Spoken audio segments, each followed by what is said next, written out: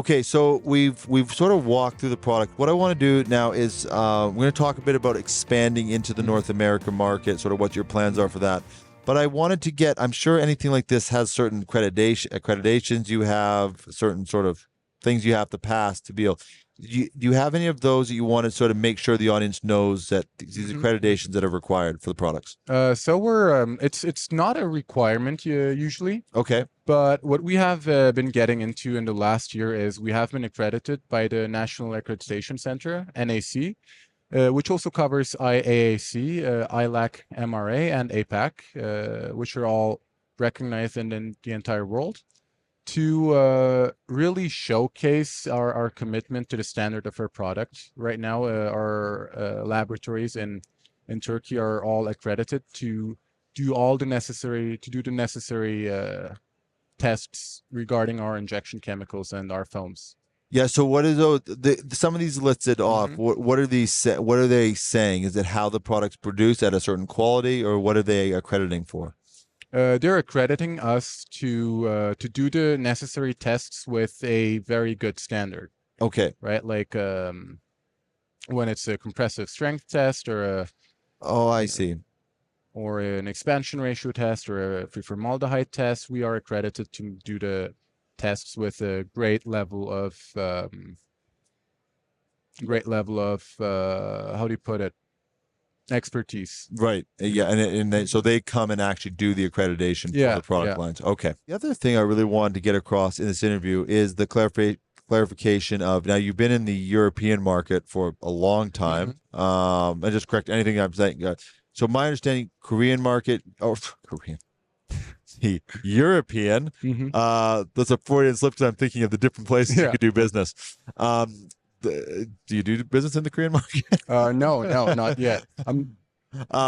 The Middle Eastern market, is that, have you done a lot of work in that side of things? Right now we're only doing business in Turkey. Okay. We're trying to expand overseas right now. Yeah. Poland, which is the closest one of the coal countries out there.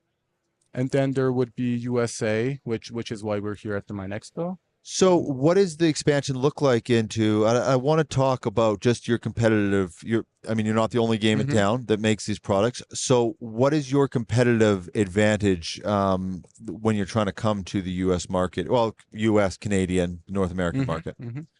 Biggest competitive advantage is our research on one side, and we do manufacture our own raw materials, right? Especially when it comes to phenolic foam.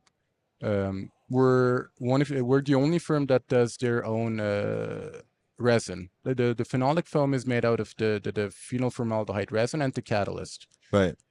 And we do have an amazing know-how when it comes to the phenol formaldehyde resin. So I guess we should clarify that, because there's a lot of distribution networks out there. You're not part of a distribution network. This is your product. You're making it. Yeah. We do everything in-house.